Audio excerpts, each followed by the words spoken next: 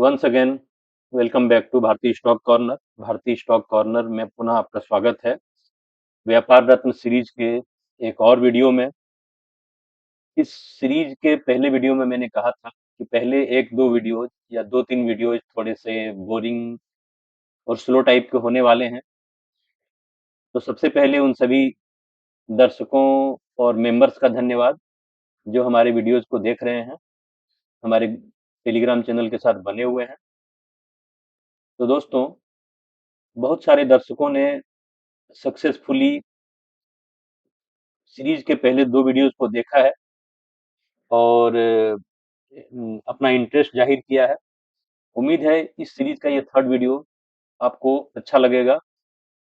इसमें हमने कई सारे प्रैक्टिकल एस्पेक्ट को कवर करने का प्रयास किया है। तो चलिए शुरू करते हैं। शुरू करने के पहले शुरू करते हैं गणेश वंदना के साथ। वक्रतुंड महाकाय सूर्यकोटि समप्रभ निर्विघ्नं कुरु मे देव सर्वकार्येषु सर्वदा। आज के क्लास को शुरू करने से पहले एक छोटा सा डिस्क्लेमर। यह चैनल और यह वीडियो यहाँ पर शेयर की गई सारी जानकारी सिर्फ और सिर्फ एजुकेशन एंड लर्निंग पर्पस के लिए है। यह कोई भी बाय सेल का रिकमेंडेशन नहीं है। जो भी जानकारी हम शेयर कर रहे हैं वह सिर्फ जानकारी के पर्पस से ही है और लर्निंग के लिए है। आप कोई भी अपना ट्रेडिंग का डिसीजन अपने फाइनेंशियल एडवाइजर से सलाह लेकर या अपने समझ के आधार पर करेंगे। दोस्तों, इस सीरीज के पहले दो वीडियो में बिगनिंग यानी डे वन में हमने कुछ रूल्स समझे थे ट्रेडिंग से related. Astrological financial astrology book में भी इन सारे रूल्स को कितना इंपॉर्टेंस दिया गया है, अगर आपको इन रूल्स का पता होगा तो आपको पता होगा। फिर हमने एसबीसी और एसबीसी के मेकिंग और बेसिक्स ऑफ एस्ट्रो को समझा। एसबीसी पे हम लोग बाद में जाएंगे। देखिए, ये जो हमारा व्यापार रत्न का बुक है, इस बुक में कहीं ना कहीं ये बुक एक्सपेक्ट कर रहा है कि हमें एस्ट्रोलॉजी के बेसिक्स की जानकारी है, जबकि मैं यह मान के चल रहा हूं कि बहुत सारे दर्शकों को एस्ट्रोलॉजी के बेसिक्स की जानकारी नहीं होगी। इसलिए एक बार मैं पहले ये बेसिक्स कवर करूं, तब जाके अगली बातों को करूंगा। इन्हीं बेसिक्स के साथ साथ आज से कहीं ना कहीं हम शुरू कर रहे हैं कि कैसे उस अप्लाइड वे में प्रैक्टिकल एप्लीकेशन के साथ हम समझें। दोस्तों, ये जो प्लैनेट्स हैं, पिछले दिनों हमने चर्चा किया कि एस्ट्रोनॉमी में 9 अलग प्लैनेट्स हैं और एस्ट्रोलॉजी में जो हम 9 प्लैनेट्स लेते हैं वो थोड़ा अलग है। हमारे जो एस्ट्रोलॉजी के यानी कि वैदिक एस्ट्रोलॉजी का जो शास्त्र है, जो बुक है बृहद होरा शास्त्र, महर्षि पराशर के द्वारा लिखा हुआ, इसमें प्लैनेट्स के बारे में बहुत सारी बातों की चर्चा की गई है। जैसे उनका एलिमेंट, वर्ण, प्लेस, जेंडर, बहुत सारी बातों की चर्चा की गई है। वो बेनिफिक हैं या मेलेफिक, यानी कि शुभ हैं या अशुभ, उनका सिग्निफिकेशन क्या है। ऐसा नहीं है कि वो सारी चर्चा यूं ही है, फ्यूटाइल है। इसमें से चर्चा का बहुत सारा पार्ट हमारे लिए भी उपयोगी है और उसे समझना बहुत जरूरी है। हम उसे सिर्फ थ्योरी के बेसिस पे नहीं, थोड़ा प्रैक्टिकलिटी के साथ भी आज समझने का ट्राई करेंगे। पहले दो वीडियोज में मैंने प्योर थ्योरी थ्योरी ही कवर किया था। आज थोड़ा सा उसे अपने अंडरस्टैंडिंग के लेवल पे थोड़ा समझने का भी ट्राई करेंगे। सन सन यानी कि सूर्य। सूर्य, जैसा कि हम सब जानते हैं, कहीं ना कहीं इस प्लैनेट अर्थ पे जेनेसिस का अगर कोई कारक है यानी सिग्निफिकेटर है तो वो सूर्य है। सूर्य को, सन को हमारे शास्त्रों में अंधकार को दूर करने वाला, सर्व पापों का नाश करने वाला बताया गया है। देखिए, जब हम प्लैनेट की बात करेंगे तो हमें समझना होगा कि कौन सा प्लैनेट नेचुरली बेनिफिक है, कौन सा प्लैनेट नेचुरली मेलेफिक है। बेनिफिक मतलब कौन सा नेचुरली शुभ है और कौन सा नेचुरली अशुभ है। देखिए, शुभ की कैटेगरी में आते हैं वीनस यानी कि शुक्र, जुपिटर यानी कि गुरु, मून और मरकरी। मून जो वर्धमान मून है, जो इंक्रीजिंग मून है, और मरकरी वो मरकरी जो किसी शुभ प्लैनेट के संपर्क में हो, शुभ प्लैनेट के एसोसिएशन में हो। अगर मरकरी एफ्लिक्टेड हो जाएंगे, किसी मेलेफिक प्लैनेट के संपर्क में रहेंगे, कंजंक्शन में रहेंगे, एसोसिएटेड रहेंगे, तो फिर वो बेनिफिक नहीं रहेंगे। इसके पहले हम एक पॉइंट और समझ लें कि बेनिफिक को हम लोग कमोडिटी मार्केट में बियरिश मानते हैं और मेलेफिक को कमोडिटी मार्केट में बुलिश मानते हैं। और इसका ठीक उल्टा होता है हमारा स्टॉक मार्केट में। स्टॉक मार्केट में बेनिफिक को हम लोग बुलिश मानते हैं और मेलेफिक को बियरिश मानते हैं। ये जो हमारा व्यापार रत्न बुक लिखा हुआ है, ये बेसिकली कमोडिटी को ध्यान में रखकर लिखा गया है। तो कैसे ये हमारा बेनिफिक प्लैनेट्स कमोडिटी मार्केट के लिए बेरिश हो जाता है और वही सेम स्टॉक मार्केट के लिए बुलिश हो जाता है, जरा हम इसको अपने ज्ञान के लेवल पे समझने का ट्राई करेंगे, शास्त्रों के ज्ञान को समझने का ट्राई करेंगे। देखिए, benefic planet Venus, Jupiter, mercury, moon जो भी बेनिफिक हैं यानी शुभ हैं, जब वो शुभ होंगे तो क्या होगा?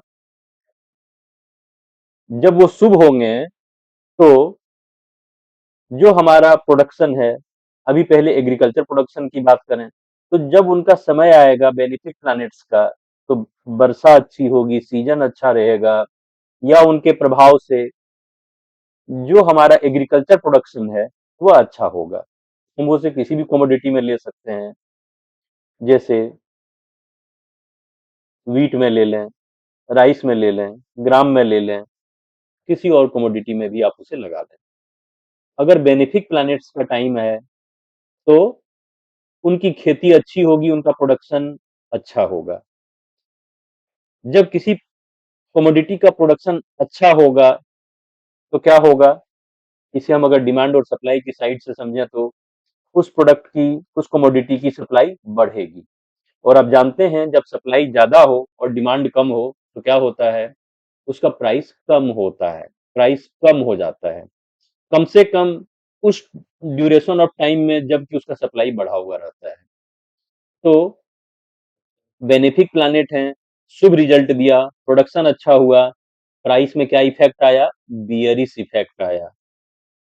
और उसका ठीक उल्टा होगा जब वो प्लैनेट मेलेफिक होगा, प्रोडक्शन पे इम्पैक्ट नेगेटिव आएगा, प्रोडक्शन कम होगा यानी सप्लाई कम होगा, सप्लाई का कंस्ट्रेंट क्रिएट होगा, और सप्लाई का जब कंस्ट्रेंट क्रिएट होगा तो क्या होगा? उसकी कीमतों में एक तेजी आएगी, यानी एक बुलिश मूव आएगा। ये तो था कमोडिटी मार्केट के लिए। इसका ठीक उल्टा होगा किसमें? स्टॉक मार्केट में। जी हाँ, आपने ठीक समझा, इसका ठीक उल्टा होगा स्टॉक मार्केट में। कैसे? चलिए, मैं भी आज यह भी आज आपको बता देता हूँ। देखिए, जब जब किसी प्रोडक्ट की सप्लाई अच्छी चल रही होती है तो आपने सुना होगा, सॉरी, जब जब प्रोडक्ट की प्रोडक्शन अच्छा होता है, सप्लाई अच्छी होती है, तो कीमतें कम होती हैं। कीमतों को हम किस चीज से जोड़ के देखते हैं? इन्फ्लेशन से। आपने अभी रिसेंटली सुना होगा कि फेड की मीटिंग में इन्फ्लेशन को ध्यान में रखते हुए इंटरेस्ट रेट को घटाया गया। इन्फ्लेशन क्या है? कमोडिटी के बास्केट का जो मूल्य है उसमें जो चेंजेज आ रहे हैं वो है इन्फ्लेशन। अगर वो ज्यादा है तो इन्फ्लेशन हाई है, और अगर वो चेंजेज कम है तो वो इन्फ्लेशन कम है। इन्फ्लेशन जब ज्यादा होता है तो इंटरेस्ट रेट को बढ़ाना पड़ता है, और अगर इन्फ्लेशन कम होता है तो दुनिया भर की सेंट्रल बैंक, इंडिया में आरबीआई, अमेरिका में फेड, वो क्या करते हैं? इन्फ्लेशन कम होने पे इंटरेस्ट रेट घटाते हैं। जब इंटरेस्ट रेट घटता है तो क्या होता है? मनी सप्लाई बढ़ता है, जनता के पास हाथ में डिस्पोजेबल इनकम ज्यादा होती है, और जब वो लिक्विडिटी बढ़ता है, मनी सप्लाई बढ़ता है, डिस्पोजेबल इनकम ज़्यादा होता है, तो हम प्रोडक्ट और कमोडिटीज़ का डिमांड ज़्यादा करते हैं। और उस प्रोडक्ट और डिमांड एंड लिक्विडिटी के बेसिस पे शेयर मार्केट में जो मूव आता है, वह अप मूव होता है, यानी वह उसका बुलिश इम्प्लीकेशन होता है। और इसका ठीक वाइस वर्सा, ठीक उल्टा होता है। जब मेलेफिक प्लैनेट होते हैं एक्टिव, यानी कमोडिटी में जब बुलिश मूव आता है, उसका डिमांड सॉरी उसका सप्लाई कम होता है, तो उसका प्राइस ज़्यादा होता है। प्राइस ज़्यादा होता है, इन्फ्लेशन बढ़ता है, इन्फ्लेशन बढ़ता है, तो इन्फ्लेशन को कंट्रोल करने के लिए सेंट्रल बैंक्स को रेट ऑफ इंटरेस्ट बढ़ाना पड़ता है। रेट ऑफ इंटरेस्ट बढ़ाने पे मनी सप्लाई घटता है, मार्केट में लिक्विडिटी घटती है, लोगों के हाथ में डिस्पोजेबल इनकम घटता है, यानी डिमांड घटता है। इम्प्लीकेशन होता है कि शेयर मार्केट में बेयरिश मूव आती है। ये तो था कि एक बड़े-बड़े लेवल पे, एक मोटा-मोटा मैक्रो लेवल पे हमने समझा कि किस तरह से ये काम करते हैं। चलिए हम वापस आते हैं सन पे, यानी पर्टिकुलर प्लैनेट पे। आज हमें बेसिकली प्लैनेट्स के ही नेचर को और उनके डिटेल को समझना है कि कौन कैसे काम करेंगे। तो सन का सिग्निफिकेशन क्या है?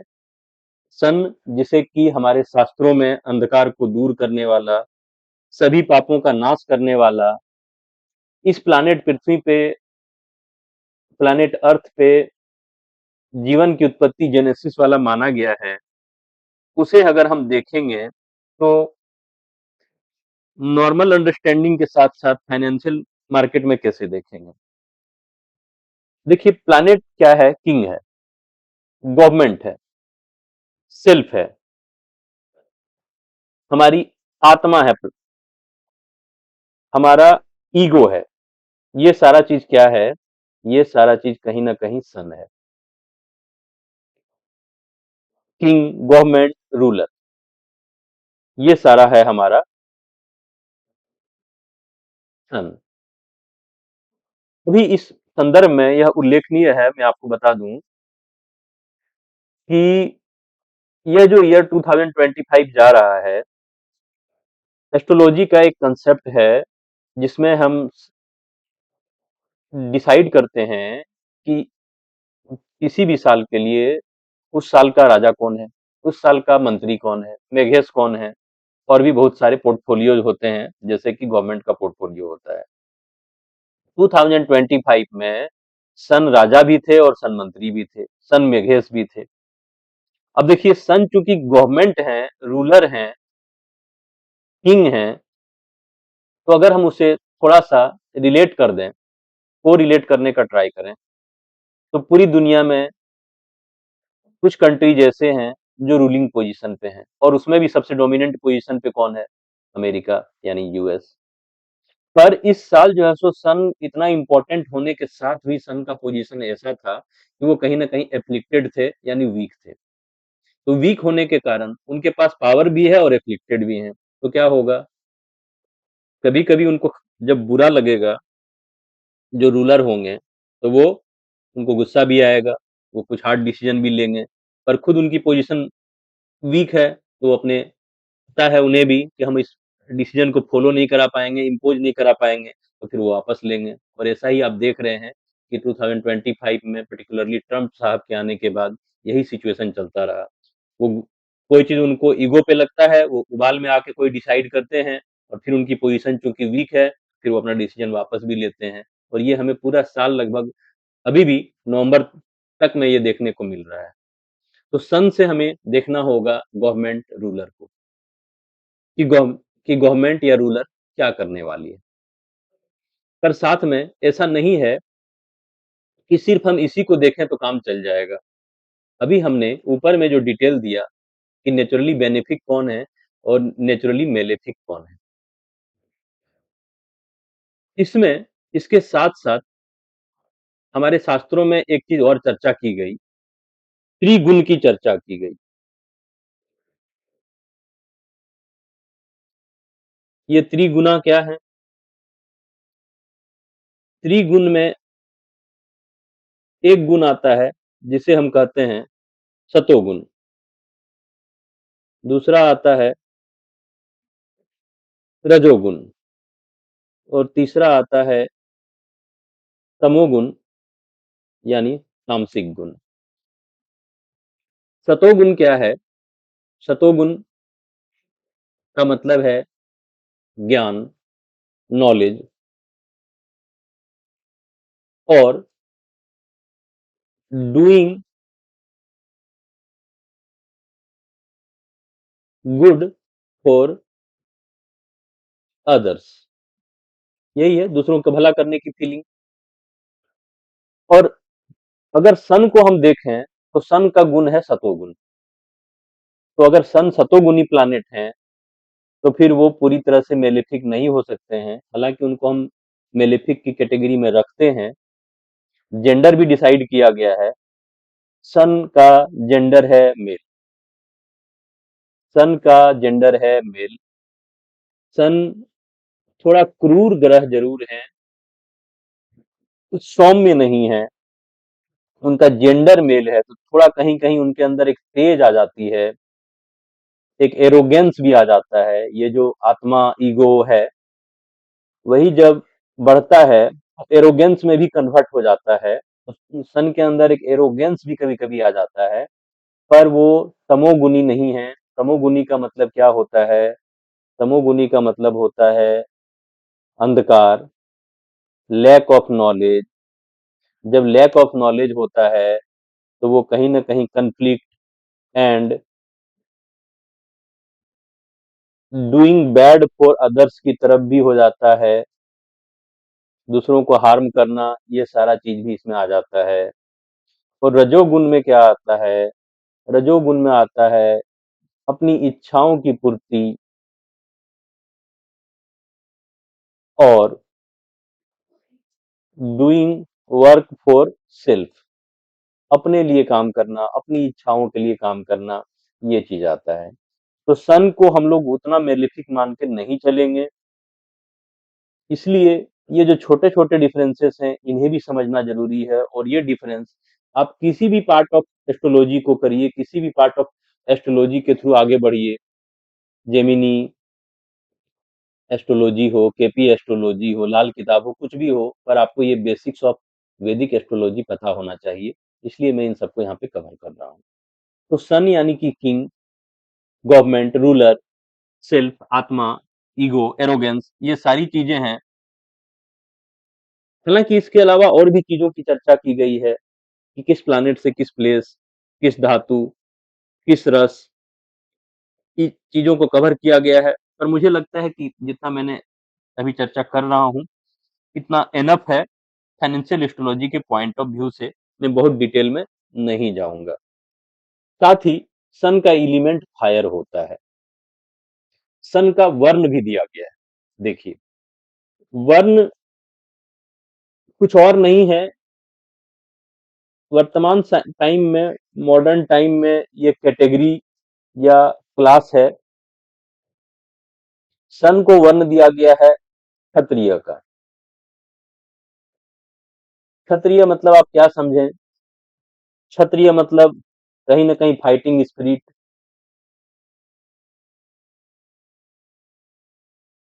कहीं ना कहीं पावर, डिफेंस, इन सब चीजों से, आर्मी, इन सब चीजों से को रिलेट करके देखना पड़ेगा। अब इसे हम अगर फाइनेंशियल एस्ट्रोलॉजी में कन्वर्ट करें तो सन से हम फाइनेंशियल एस्ट्रोलॉजी में क्या देख सकते हैं? एक तो जब भी देखना होगा तो हम किंग या रूलर या गवर्नमेंट को देखेंगे, तो हम इसे पीएसयू से देख सकते हैं, पब्लिक सेक्टर की कोई कंपनी हो, पब्लिक सेक्टर अंडरटेकिंग हो। डिफेंस को देखेंगे हम, पावर सेक्टर को देखेंगे, न्यूक्लियर एनर्जी से रिलेटेड कोई चीज हो रही है, तो इस टाइप के चीजों को जब हमें देखना होगा फाइनेंशियल एस्ट्रोलॉजी में तो हम उसे सन से देखेंगे।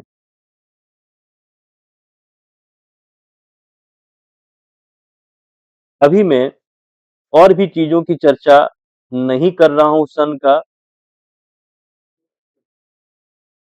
हालांकि इन पॉइंट्स को समझने के लिए कहीं ना कहीं हमें कुंडली के जो घर हैं, जिनकी चर्चा मैंने पिछले दिनों की थी, उसे भी समझना होगा फ्रॉम स्क्रैच, बेसिक से। देखिए, जब भी किसी कुंडली की बात आती है, तो हम कालपुरुष की कुंडली को ध्यान में रखते हैं। कालपुरुष की कुंडली यानी वो आदर्श कुंडली है, जिसपे सारा कुछ बेस होता है। कालपुरुष की कुंडली में ये जो फर्स्ट घर है, फर्स्ट घर में 1 माना जाता है। ये 1 राशि है। अगर आपने मेरी पिछली बेसिक्स की वीडियो को देखा होगा या आपको वैदिक एस्ट्रोलॉजी का ज्ञान होगा तो आपको पता होगा। हर घर में एक नंबर है या लिखा हुआ रहता है। आप अपनी एस्ट्रोलॉजी को देखें, अपनी कुंडली चार्ट को देखेंगे तो आपको दिखेगा, या आप किसी की कुंडली चार्ट को देखेंगे तो आपको दिखेगा। कालपुरुष की कुंडली में जो फर्स्ट घर है, इस फर्स्ट घर में 1 लिखा हुआ रहता है। 1 यहाँ पे इस राशि का प्रतीक है, मेष राशि या एरिस राशि। मेष या एरिस जो हमारी राशि है, उसका प्रतीक है। और सन जो है सो, सन की राशि कौन सी है? सन की राशि है लियो। सिंह राशि या सिंहा राशि लियो है ये। तो सन की राशि 5th नंबर पे आ रही है, लेकिन आप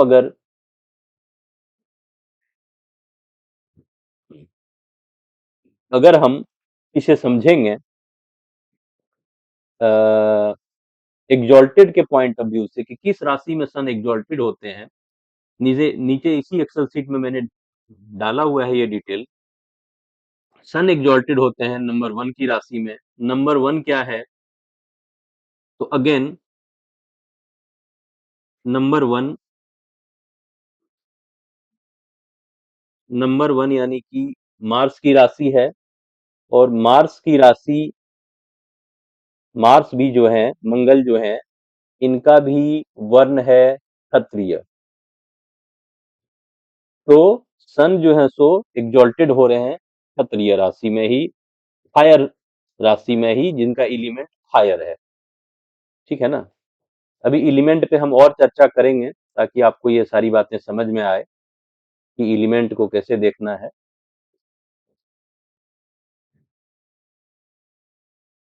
तो ये सन है हमारे। सन का जोडियक राशि स्वयं का 5 है और इनका एलिमेंट फायर है। अभी हम लोग इसे अगर स्टॉक मार्केट से पुनः एक बार कोरिलेट करके देखें, तो जब सन स्ट्रांग होंगे तो क्या होगा? गर्मी बढ़ेगी, समर सीजन रहेगा। गर्मी बढ़ेगी तो क्या होगा? अब आप उसे खुद कोरिलेट करके देखिए कि किस टाइप के कंज्यूमर ड्यूरेबल कंपनी का डिमांड बढ़ेगा। एसी, फैन, इलेक्ट्रॉनिक्स, इन सारे कंज्यूमर ड्यूरेबल का डिमांड बढ़ेगा। नेक्स्ट प्लैनेट पे आते हैं। नेक्स्ट प्लैनेट, हाँ, अब नेक्स्ट प्लैनेट पे आने के पहले ये जो अभी मैंने कालपुरुष की कुंडली बताया, तो चूंकि ये 5th भाव में इनका, सॉरी, 5th भाव इनका एग्जॉल्टेड साइन है, तो जब हम किसी भी कुंडली का विश्लेषण करेंगे तो सन का प्लेसमेंट अगर 5th हाउस में होगा तो उसे अच्छा माना जाएगा। थोड़ा बहुत हम लोग कुंडली का और प्लेसमेंट का ही बात कर लेते हैं, बहुत डिटेल में नहीं।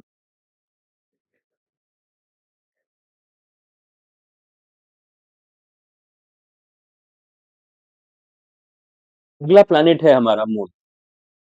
मून क्या है? मून को क्वीन माना गया है।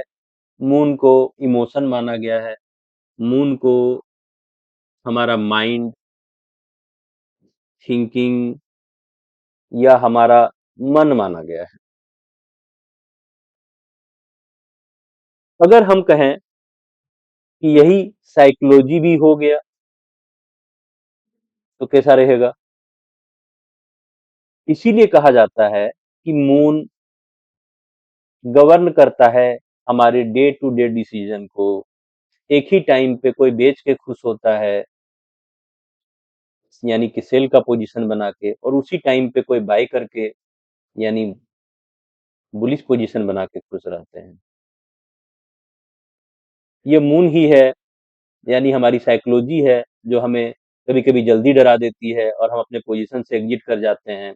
ये मून ही है, जो हमें कभी-कभी इमोशन में फ़ियर का इमोशन लेके आती है, तो कभी हमारे इमोशन में ग्रीड का इमोशन लेके आती है।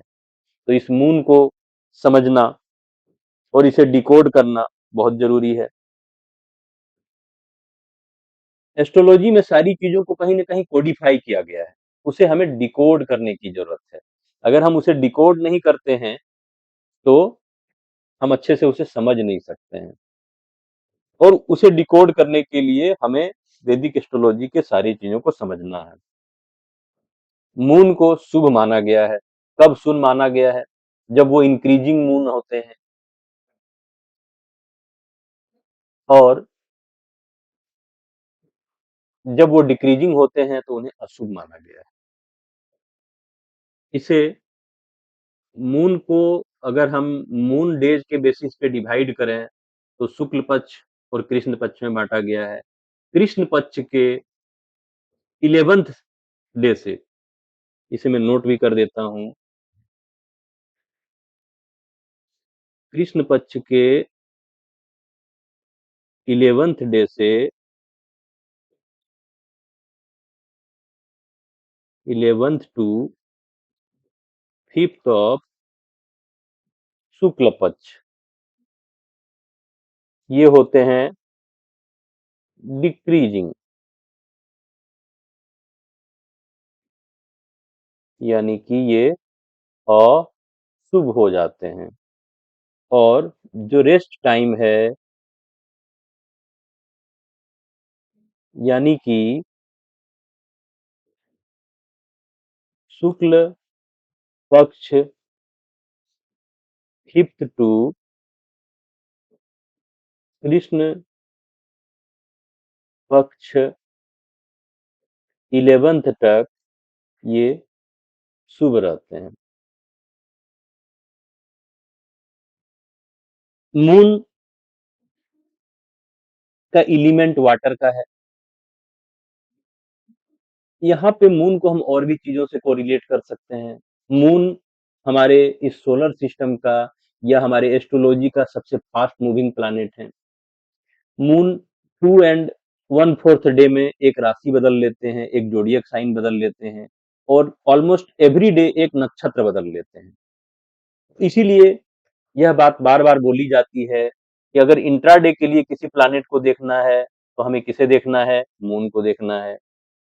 1-2 दिनों के लिए और इंट्राडे के लिए, वेरी शॉर्ट टर्म के लिए अगर किसी प्लैनेट को देखना है, तो वो हमारा मून है, कि मून का क्या मूवमेंट हो रहा है, मून कैसे मूव कर रहे हैं। मून का जो वर्ण बताया गया है हमारे शास्त्रों में, वह वैश्य बताया गया है। वैश्य से क्या मतलब है? वैश्य से वो हमेशा समझें, वैश्य से मतलब है बिज़नेस। वैश्य से मतलब है बिज़नेस या बिज़नेसमैन। तो इसे हम उस पुराने कैटेगरी को अगर थोड़ा-सा इग्नोर करें, प्रेजेंट टाइम में हम क्या समझेंगे? मून एक बिज़नेसमैन है और लाइकली मरकरी को भी बिज़नेसमैन, बिज़नेस, ट्रेड, इन चीज़ों का कारक माना गया है। आगे हम समझेंगे, आपने अगर कहीं सुना भी होगा कि मरकरी को ही ट्रेड का सिग्निफिकेटर माना गया है, ट्रेड का कारक माना गया है। हर प्लैनेट को जो कारकत्व दिया गया है, जो सिग्निफिकेशन दिया गया है, तो मरकरी को ट्रेड का दिया गया है। मून भी हमारे ट्रेड के कारक हैं। मून को भी वर्ण मिला हुआ है वैश्य का। तो इनसे हम इनको हम डिफेंस, फाइटिंग स्पिरिट, इन सारी चीज़ों से जोड़ के देखेंगे, तो क्या होगा? हम अपने कैलकुलेशन में फेल कर जाएँगे। इसीलिए उनको समझना भी बहुत ज़रूरी है। मून को जेंडर दिया गया है फीमेल का, यानी ये सौम्य भी रहेंगे, इनके अंदर क्रूरता भी नहीं है। पर वहीं पे मरकरी यानी जो दूसरे प्लैनेट हैं वीनस के, उनको उनका जो जेंडर है, उन्हें यूनच यूनच माना गया है। उनके अंदर वो सौम्यता नहीं है फीमेल वाली। फीमेल वाली सौम्यता फिर किसी को मिला है तो वो मिला है वीनस को, यानी शुक्र ग्रह को फिर से फीमेल माना गया है। तो चलिए वापस आते हैं मून पे। तो मून हमारे क्या है, जैसा कि अभी मैंने बताया कि मून हमारे इमोशन है, थिंकिंग, साइकोलॉजी है। मून का साइकिल बहुत शॉर्ट है,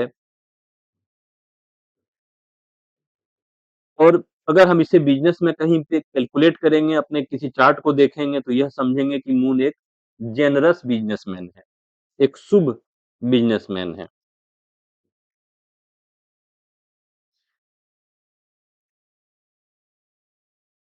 मून किस का प्लेसमेंट जहां पे होगा, वहां पे कहीं ना कहीं आप देखेंगे हमारी कुंडली में मून का मून को काल चक्र की कुंडली में ये फोर्थ हाउस मिला है। फोर्थ हाउस में वो, सॉरी, फोर्थ हाउस उनका ऑनरशिप मिला है, और वो सेकंड हाउस में एग्जॉल्टेड हैं, और एट्थ हाउस में डेविलिएटेड हैं। एक बार हम और प्लैनेट को कवर करें तो फिर हम समझेंगे कि डेविलिएटेड क्यों है। देखिए, वीनस को हम लोग आगे चल के पढ़ेंगे तो पता चलेगा कि वीनस यानी शुक्र, 2 नंबर की राशि का लॉर्डशिप है वीनस के पास। वीनस भी एक फीमेल प्लैनेट है। वीनस को हम लोग देखते हैं वेल्थ से, सौंदर्य से, ऐश्वर्य से। तो बट ऑब्वियस है कि मून को क्यों यहाँ पे एग्जॉल्टेड माना गया है। मून जो है सो सबसे फास्ट मूविंग है, तो सबसे फास्ट मूविंग के कारण से चंचल भी है। और एट यानी कि एट जो राशि है वो मार्स की राशि है। मार्स को हम लोग अभी आगे समझते हैं, तो शायद हमें ज्यादा अच्छा से समझ में आएगा कि क्यों एट में इन्हें डेविलिएटेड माना गया है।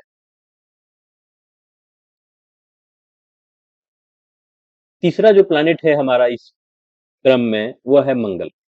मंगल क्या है? मंगल एनर्जी है। मंगल एनर्जी है, मंगल इनिशिएशन है, मंगल कहीं ना कहीं शक्ति का एक रूप है, मंगल बल पराक्रम है। मंगल बल पराक्रम है, मंगल का एलिमेंट भी फायर है, और अगेन इनकी राशि भी क्षत्रिय है। इनको जेंडर में मेल जेंडरशिप दिया गया है, ये मेल है, और शुभ अशुभ के क्रम में इनको अशुभ बताया गया है। तो अगर अब हम इसके आगे की बात करेंगे कि मंगल और किन किन चीजों के सिग्निफिकेटर हैं, किन किन चीजों के कारकत्व हैं इनमें, तो मंगल को लैंड और रियल एस्टेट से भी जोड़ा गया है। मंगल यानी मार्स को करेज बहुत मिला है, तो करेज के साथ साथ ये कन्फ्लिक्ट से भी इनको जोड़ सकते हैं आप। मंगल बल पराक्रम के मालिक हैं, तो इनसे हम वार, वेपन, डिफेंस की चर्चा मैंने पहले ही कर दी, उन चीजों से भी जोड़ सकते हैं। मंगल इम्पल्सिव भी हो जाते हैं, क्योंकि इनको करेज ज्यादा है, तो इम्पल्स, इनिशिएशन इन सब में अच्छा करते हैं। तो डिफेंस में हम इनसे डिफेंस, वार, आर्मी, इन सब चीजों को देखते हैं। अब इनमें से कौन सी चीजें हैं, डिफेंस, मरकरी टेक्निकल एजुकेशन भी कहीं ना कहीं है इसमें, इन सारी चीजों को देखते हैं। तो मार्स को जब हम अपने फाइनेंशियल एस्ट्रोलॉजी से कनेक्ट करेंगे, तो कहाँ पे कनेक्ट हो पाएगा? जब भी हमें लैंड, रियल एस्टेट की कंपनी देखना होगा तो हम मार्स देखेंगे। डिफेंस से रिलेटेड कोई मूव देखना हो, टेक्निकल एजुकेशन से रिलेटेड कोई मूव देखना हो, कहीं कोई कंफ्लिक्ट देखना हो, वर्ल्ड लेवल पे कोई कंफ्लिक्ट होने वाली है, अब ये हमें मैक्रो देंगे, कुछ बड़े लेवल पे। जहां पे मून हमें शॉर्ट टर्म दे रहे थे, मार्स का जो ट्रांजिट का टाइम भी है, वह किसी एक प्लैनेट किसी एक ज़ोडिएक साइन में, किसी एक राशि में 45 से 50 डेज़ का है। तो इस तरह से मार्स से हम स्विंग टाइप का मूव देखेंगे। मार्स से हम स्विंग मूव्स को देखेंगे, और साथ ही मार्स चूंकि इम्पल्सिव हैं, इनिशिएटिव हैं, कन्फ्लिक्ट क्रिएट कर सकते हैं, और डिफेंस और आर्मी भी हम उनसे देखते हैं, इसलिए मार्स अशुभ भी हैं। तो मार्स का जब भी कहीं पे एफ्लिक्शन आएगा, आपने किसी भी वीडियो को इस तरह से देखा होगा फाइनेंशियल एस्ट्रोलॉजी का, मैंने भी अपनी वीडियो में कई बार कहा है कि जुपिटर जो है मार्स और सैटर्न के साथ ट्राइंग पे है। तो यानी क्या है, एफ्लिक्टेड है मार्स और सैटर्न से। तो जब वो एफ्लिक्टेड रहेंगे तो जुपिटर अपने शुभ फल देने में सक्षम नहीं होंगे। अगला प्लैनेट जो है अपना, वह है मरकरी। मरकरी मरकरी को हमारे वैदिक एस्ट्रोलॉजी में जोड़ा गया है बुद्धि से, इंटेलिजेंस से, कम्युनिकेशन से। कम्युनिकेशन से जब वो जुड़ते हैं तो कहीं ना कहीं टेक्नोलॉजी और आईटी से भी वो जुड़ जाते हैं। देखिए, हमारे जो शास्त्र हैं उसमें बताया गया है, आप मिथ इंडियन जो हमारे भारतीय जो वैदिक मिथोलॉजी है उसे जब पढ़ेंगे तो आपको पता चलेगा कि मरकरी क्या है, चंद्रमा की संतान है, बृहस्पति की पत्नी के साथ संबंध से, यानी ये चंद्रमा की नाजायज संतान है। तो इसीलिए इनकी इनिमिटी रहती है हमेशा मून और जुपिटर से। जब आप इनका एनिमिटी देखेंगे मरकरी का, तो इनकी इनिमिटी है मून से, जुपिटर की भी इनिमिटी है मून से, और अकॉर्डिंगली ही इनका जो एग्जॉल्टेड और डेविएटेड साइन है वह भी डिसाइड हुआ है। मरकरी आप देख पा रहे होंगे, एग्जॉल्टेड है अपनी खुद की राशि में 6 में, और डेविएटेड है किसमें, 12th, यानी कि जुपिटर गुरु बृहस्पति की राशि में। ये सब जानकारी जब आपको आएगी तभी आप सोच पाएंगे कि कैसे क्या चीजें हैं। तो चलिए हम बात करते हैं मरकरी के सिग्निफिकेशन की। मरकरी, जैसा कि मैंने अभी कहा, wisdom, intelligence, education,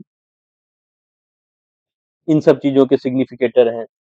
mercury communication, वाणी वाणी और कम्युनिकेशन के भी सिग्निफिकेटर हैं। मरकरी ही हमारा एंटरटेनमेंट भी है। एंटरटेनमेंट के पर्पस से किया हुआ स्पोर्ट्स भी मरकरी है, लेकिन जब वो स्पोर्ट्स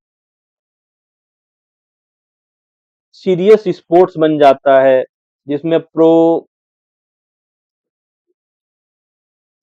का पॉइंट ऑफ व्यू आ जाता है, तब वो मार्स के पास चला जाता है, मार्स का डिपार्टमेंट हो जाता है। और जब वो इंटरटेनमेंट के रूप में स्पोर्ट्स चल रहा होता है, तब वो स्पोर्ट्स है मरकरी का। मरकरी नेटवर्क और कम्युनिकेशन भी है।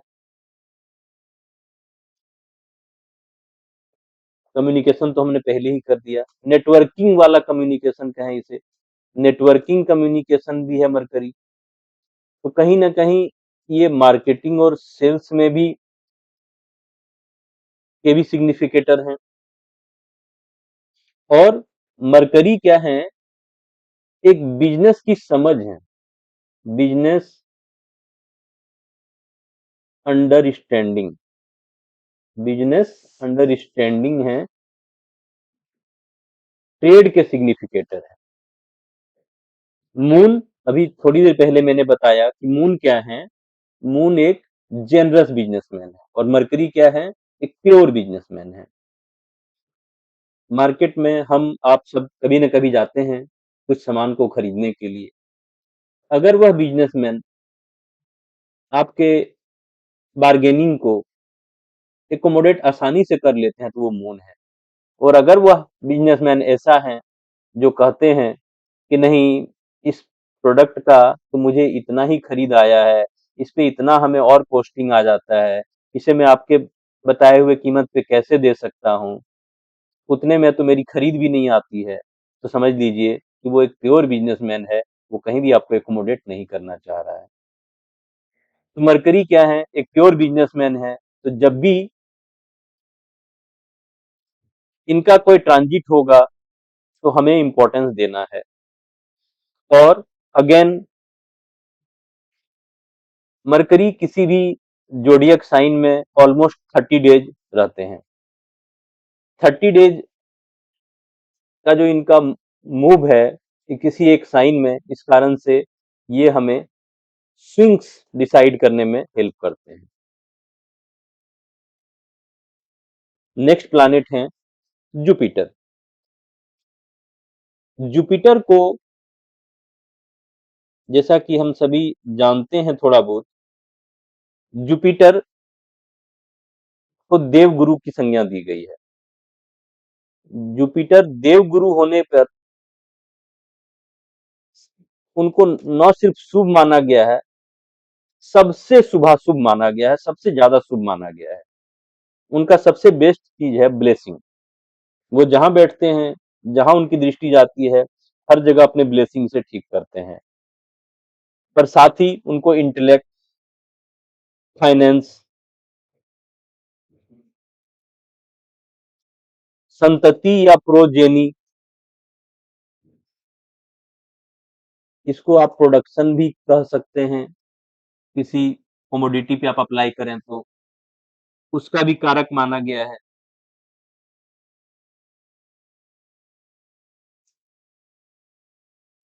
साथ ही इसे हम ग्रेजुअल ग्रोथ भी कह सकते हैं। जुपिटर को हम ग्रेजुअल ग्रोथ भी कह सकते हैं। जुपिटर से ही हम इथिक्स एंड मोरालिटी को भी देखते हैं, रिस्पेक्ट एंड डिग्निटी को भी देखते हैं।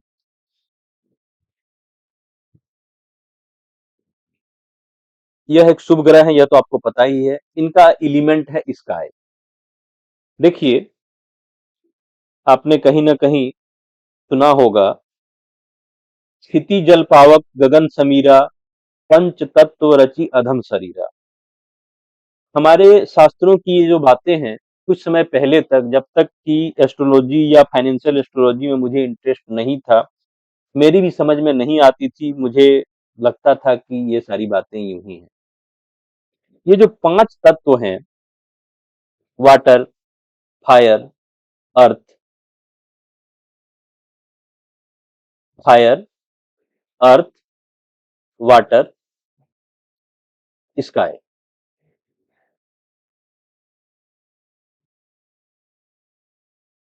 फायर, वाटर, अर्थ और एक एयर।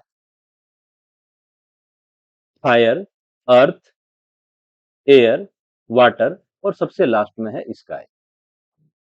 स्काई एलिमेंट यानी आकाश एलिमेंट सिर्फ गुरु, देवगुरु जुपिटर को मिला हुआ है।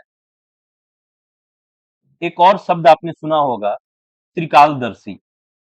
त्रिकालदर्शी कौन है? त्रिकालदर्शी वो हैं जिन्हें प्रेजेंट, पास्ट और फ्यूचर, तीनों काल, तीनों काला यानी तीनों काल, तीनों टाइम का ज्ञान हो। और वो उन्हीं को हो सकता है जिनके पास पूरा स्काई का ज्ञान हो, पूरा स्काई जैसा ज्ञान हो, अनलिमिटेड ज्ञान हो। तो ये एक्सपेंड करते हैं, ग्रोथ देते हैं, पर इनका ग्रोथ जो है सो ग्रेजुअल ग्रोथ होता है। एलिमेंट इनके समझने के बाद, इनका वर्ण जो है, इनका वर्ण वर्ण माना गया है ब्राह्मण। ब्राह्मण का मतलब क्या है? Education, learning and teaching.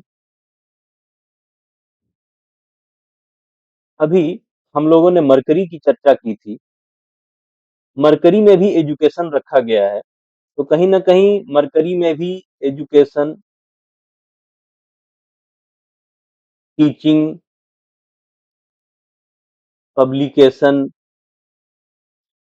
ये सारी चीजें शामिल हैं। अब इनमें से फाइनेंशियल वाला जो पार्ट है, उनमें हमें ज्यादा फोकस करना है।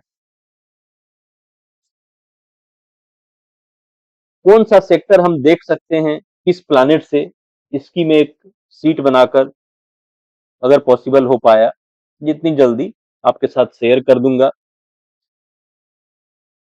इसके बाद अगला हमारा जो प्लानिट है वो है वीनस। वीनस क्या है? अगर हम वीनस को समझें, तो वीनस यानी शुक्र हमारी मिथोलॉजी के अनुसार असुरों के गुरु थे। वह भी एक गुरु हैं, पर वह असुर के गुरु हैं। वीनस से हम देखते हैं किसी भी चीज के बीज को, वीर्य को, उत्पत्ति को। इससे हम अपने लाइफ में लग्जरी, वेल्थ, लाइफ पार्टनर और पार्टनरशिप का भाव आने के कारण पार्टनरशिप या बिजनेस को देखते हैं। वीनस का एलिमेंट वाटर का है। जब हम इनके बेसिस पे सेक्टर डिसाइड करेंगे, तो हम इनके एलिमेंट को भी उसमें शामिल करते हैं, सिर्फ सिग्निफिकेशन को शामिल ना करके। और उनके एलिमेंट, उनका जो वर्ण है, उन सब को शामिल करते हुए डिसाइड किया जाता है कि इनका कौन सा सेक्टर रहने वाला है। क्योंकि वीनस भी एक गुरु हैं, उन्हें भी वर्ण दिया गया है ब्राह्मण। शुभ है अगेन ये। और प्लेस वगैरह की चर्चा मैं कर नहीं रहा हूँ। ये मेल मेल फीमेल मैंने बता दिया कि ये भी एक फीमेल है। अब आते हैं सैटर्न पे। सैटर्न जुपिटर की तरह ही एक बहुत ही इंपॉर्टेंट प्लैनेट है। अभी देखिए, मैंने एक चीज यहाँ पे मिस किया कि जुपिटर जो है, यह ऑलमोस्ट 1 ईयर किसी एक जोडियक साइन, किसी एक राशि में रहते हैं। तो अगर हमें बड़े रिवर्सल को देखना है, बड़े टाइम फ्रेम में कुछ देखना है, तो वो हम देखेंगे लॉन्ग टर्म मूव्स को जुपिटर से। मैंने कहा है कि इस वीडियो में मैं आपको एक दो सूत्र भी बताऊंगा, और वो सूत्र कैसे काम करेंगे यह भी बताऊंगा प्रैक्टिकलिटी के साथ। तो वो सूत्र कहीं ना कहीं आज हम चर्चा करेंगे, एक जुपिटर की और एक सन की। वीनस का जो गोचर है, ट्रांजिट है, वह एक जोडियक में ऑलमोस्ट 1 मंथ का है। तो अगेन इससे हम स्विंग्स को देखेंगे। और जब सैटर्न में आएंगे, तो सैटर्न क्या है? सैटर्न और राहु, इन दोनों नामों से सबसे ज्यादा लोगों को डराया जाता है।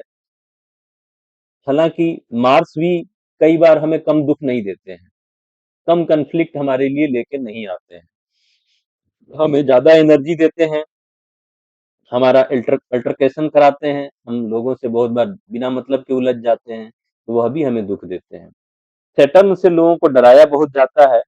लेकिन आपने एक बात सुनी होगी या एक बात देखी होगी कि जब किसी कोर्ट में किसी जज के सामने कोई भी जाता है, वह आम आदमी हो, पुलिस हो, कोई अधिकारी हो, कोई नेता हो, तो उन्हें एक ही चीज कह के संबोधित करते हैं, माई लॉर्ड, यानी मेरे देवता, मेरे भगवान। तो सैटर्न को सैटर्न को लॉर्ड माना गया है। किस चीज का लॉर्ड? Lord of Karma. कर्म के देवता हैं वो, उनसे जस्टिस को भी देखा जाता है, वो जस्टिस करते हैं। पर इसी जस्टिस को करने में कई बार वो डिले करते हैं। उन्हें लगता है कि किसी को तुरंत फल नहीं मिलना चाहिए, वैदिक एस्ट्रोलॉजी के अनुसार मैं बता रहा हूँ, तो वो क्या करते हैं, डिले कराते हैं। और जब वह डिले कराते हैं, तो हमें क्या होता है, पेन मिलता है। पेन या दुःख मिलता है। और इसमें वह टेस्ट करते हैं हमारे पेशेंस को, हमारे धैर्य को, कि हम कितना पेशेंसफुल हैं या नहीं हैं। हमें हार्ड वर्क करने के लिए वो हार्ड वर्क करने के लिए मोटिवेट करते हैं, या कहें कि हमसे वो हार्ड वर्क, लेबर डिमांड करते हैं। पर जब हम डिसिप्लिन के साथ डिसिप्लिन के साथ इसे फॉलो करते हैं, तो वह हमें ट्रांसफॉर्म भी करते हैं। हर पर्सन जो सैटर्न की दशा से, साढ़े साती, ढैया या किसी और दशा महादशा से होके गुजरते हैं और पेशेंस रखते हैं, ध्यान देंगे, मैं कह रहा हूं पेशेंस रखते हैं, तो सैटर्न उसे ट्रांसफॉर्म कर देते हैं, उसके लर्निंग को बढ़ा देते हैं। सैटर्न क्या करते हैं, हमें ट्रांसफॉर्म करते हैं, हमारे लर्निंग को बढ़ाते हैं, और उसके बाद हमें अच्छा रिजल्ट भी मिलता है जब हमारे अंदर उसके लिए पेशेंस डेवलप हो जाता है। तो सैटर्न क्या है, लेबर है, लेबर इंटेंसिव चीजें भी हैं। मेटल भी सैटर्न है। ये सिर्फ दुख और सोरो के ही देवता नहीं है, ये जस्टिस भी करते हैं। और अगर हम हार्ड वर्क और लेबर करते हैं, हमें उसका ये फल भी देते हैं। पर ये मेहनत कराते हैं, जो हमारे किस्मत में है वह हमें तभी मिलता है सैटर्न के थ्रू, जब हम मेहनत करते हैं। बिना मेहनत के नहीं मिलता है सैटर्न में। सैटर्न को अशुभ माना गया है, पर सैटर्न फल देने के हिसाब से कई बार अच्छा भी करते हैं। देखिए, इन्हें अशुभ क्यों माना गया है। मार्केट नॉर्मली जब एक अच्छा खासा मूव ले चुका होता है और ऊपर टॉप पे सैटर्न का ट्रांजिट आता है, किस साइन में, पीसेस, पीसेज यानी मीन साइन में, मीन राशि में। मीन राशि क्या है, एक वाटरी राशि है।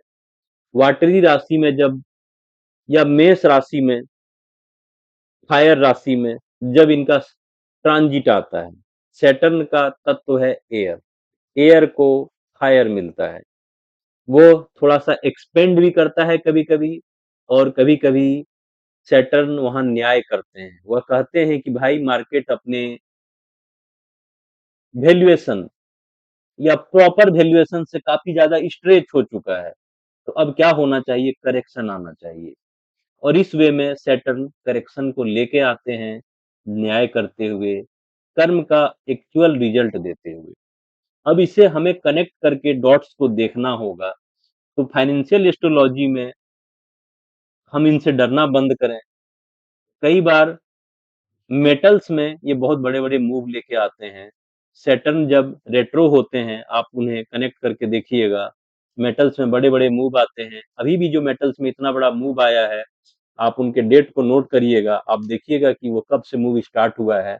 जब से सैटर्न रेट्रो हुए हैं, तब से मूव आया है, और जब तक सैटर्न रेट्रो रहेंगे, वो मेटल में अच्छा मूव चलने वाला है। तो लेबर इंटेंसिव जितने भी इंडस्ट्रीज हैं, उन सबको भी हम सैटर्न से देखते हैं। अभी मैं पूरे सारे सेक्टर और सारी इंडस्ट्रीज की चर्चा यहाँ पे नहीं कर रहा हूँ। एक ओवरव्यू देने का ट्राई कर रहा हूँ, ताकि आपको समझ में आए कि हमें देखना कैसे है। सैटर्न का जो वर्ण माना गया है हमारे शास्त्रों में, इसे शूद्र माना गया है।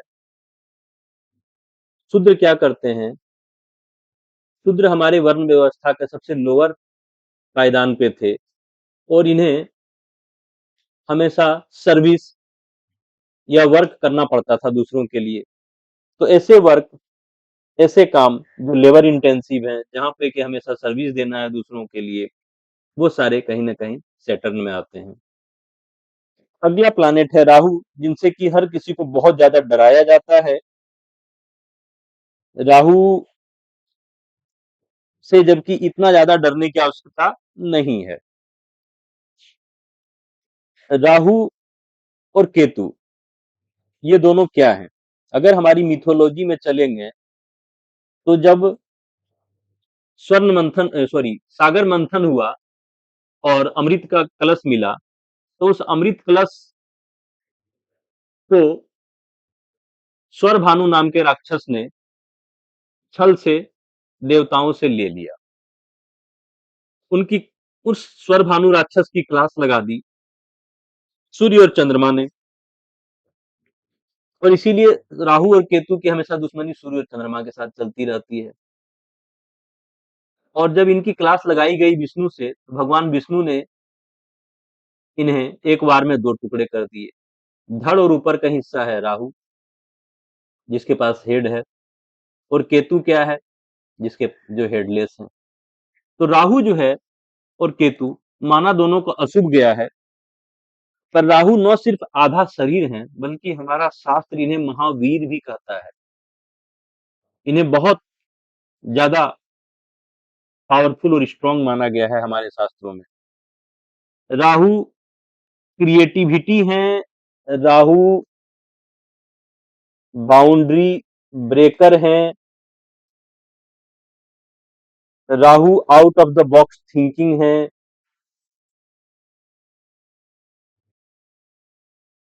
राहु इनोवेशन भी है। राहु क्विक, सडन,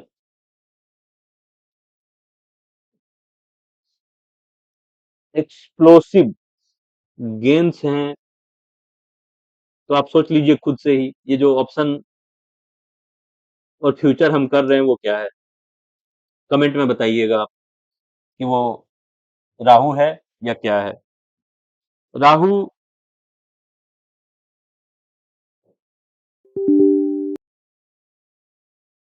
फॉरेन का टूर भी है, या फॉरेन लैंड भी है, मदरलैंड के अलावा।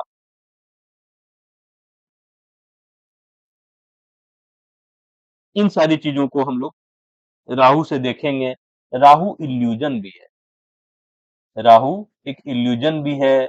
वह दिखाएगा कि ब्रेकआउट ले रहा है और ब्रेकडाउन हो जाएगा, यानी ब्रेकआउट फेल हो जाएगा। ब्रेकडाउन हो रहा है, आप बेयरिश पोजीशन बनाएंगे और वहीं पे वो ट्रैप करके मार्केट ऊपर ले जाएगा, तो वो राहु है। राहु को अशुभ माना गया है, राहु को कोई एलिमेंट दिया नहीं गया है। वर्ण क्रम में राहु और केतु की चर्चा नहीं की गई है, उन्हीं 7 प्लैनेट की चर्चा की गई है जो अभी हमने ऊपर देखा। राहु को आप हमेशा नेगेटिव नहीं मानेंगे। राहु कई बार बहुत अच्छे स्ट्रॉन्ग पॉजिटिव मूव्स भी लेके आते हैं, और टेक्नोलॉजी इनोवेशन के भी कारक हैं। जितनी भी नई कंपनियां हैं, वो फिनटेक हों, ऑटो में टेक्नोलॉजी आ रही है, कुछ भी आ रही है, एनवीडिया और जो फैंग कंपनीज हैं यूएस की, वो इतना अच्छा कर रही हैं, कहीं ना कहीं वो सब राहु है। एक चीज और है कि राहु नशा भी है, एडिक्शन भी है। नशा एंड एडिक्शन भी राहु है, यानी कहीं ना कहीं ये जो ऑप्शन का एडिक्शन है वह भी राहु है। सबसे अंतिम प्लैनेट है हमारा केतु। केतु क्या है? केतु हेडलेस है। केतु हेडलेस हैं, और केतु एक बहुत बड़ा मिस्ट्री है। केतु को समझना आसान नहीं है, राहु को भी पूरा समझना आसान नहीं है, उसी तरह केतु को भी समझना आसान नहीं है। ये हेडलेस मिस्ट्री हैं, और ये हमें आत्मज्ञान में प्राप्त करने में हेल्प करते हैं। ये हमें डिटैच कराते हैं चीजों से, जहां राहु हमें अटैच कराते हैं, एडिक्शन है। राहु हमारा एडिक्शन है, अटैचमेंट का कारक है, अटैचमेंट का सिग्निफिकेशन है, और बहुत महावीर हैं, बहुत वर्क करते हैं, आपको अपनी इच्छा पूर्ति के लिए बहुत मेहनत कराते हैं। वहीं पे केतु डिटैच कराते हैं, काम क्यों करना है, इतना मेहनत क्यों करना है। केतु त्याग है, सेक्रीफाइस है, मिस्ट्री की तरह वह ऑकुल्ट साइंस भी है, एस्ट्रोलॉजी भी है, सेक्रीफाइस या त्याग भी है, फकीरी भी लेके आते हैं केतु, इंटेंशन भी है केतु, और गिवर है केतु। केतु न सिर्फ किसी चीज से मुक्ति का भाव है, मोक्ष है, केतु से हम लोग मोक्ष और मुक्ति देखते हैं। तो केतु जो है सो प्रारंभ भी है। कैसे? हमने पिछले क्लास में 27 नक्षत्र की बात की थी। पहला नक्षत्र है हमारा अश्विनी, और उसका लॉर्डशिप है, यानी कि स्वामी है उसके केतु। तो केतु तो प्रारंभ भी है। इस केतु और राहु को समझना आसान नहीं है, बहुत वास्ट है, बहुत बड़ा है। तो केतु मोक्ष यानी मुक्ति भी है। जुपिटर जब जब केतु में आएंगे तो आप देख लीजिएगा मार्केट को कितनी बड़ी मुक्ति मिलती है या कितना बड़ा फॉल मिलता है। तो इन सिग्निफिकेशन को आज यहीं तक समझेंगे। वीडियो काफी लंबा हो चुका है ऑलरेडी, मुझे लग रहा है। हम एक दो प्राइड चीजें देख लेते हैं। देखिए, पहले व्यापार रत्न की ही बात कर लेते हैं। व्यापार रत्न के पेज नंबर 57 में एक सूत्र दिया है। क्या सूत्र दिया है?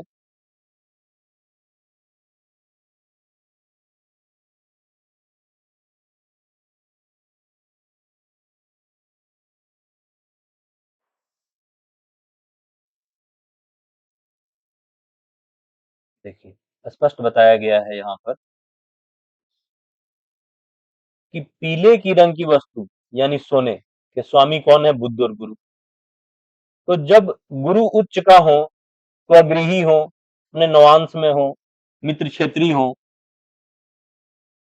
तो क्या होगी? तब सोने में मंदी अवश्य आती है।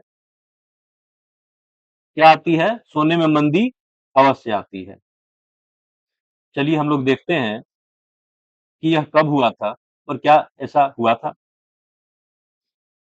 अगर आप हमारे टेलीग्राम चैनल में हमारे मेंबर होंगे तो हमने गोल्ड पे बात की थी, गोल्ड साइकिल के बारे में,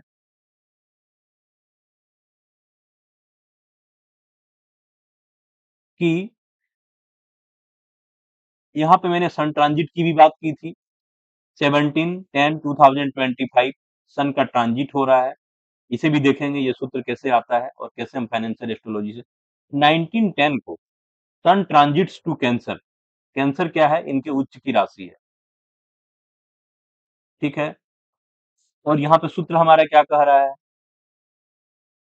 यहाँ पे सूत्र हमारा कह रहा है, गुरु जब स्वगृही हो, उच्च का हो, अपने नवांश में हो, मित्र क्षेत्री हो, तो क्या होगी? सोने में मंदी अवश्य आएगी।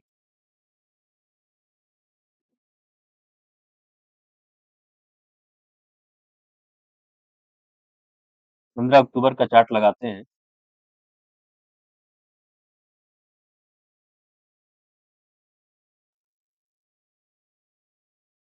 सॉरी, ये 15 अक्टूबर नहीं है, ये है 19 अक्टूबर। 19 अक्टूबर का चार्ट लगाते हैं।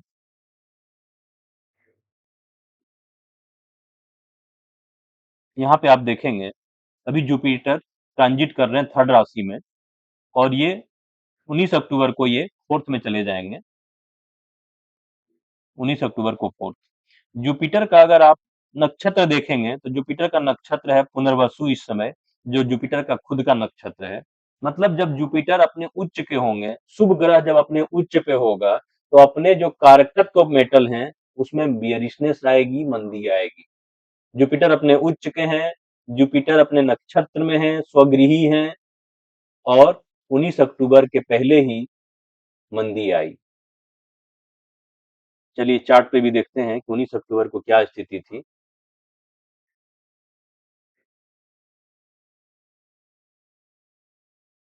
गोल्ड की क्या स्थिति रही 19 अक्टूबर को, ये देखते हैं।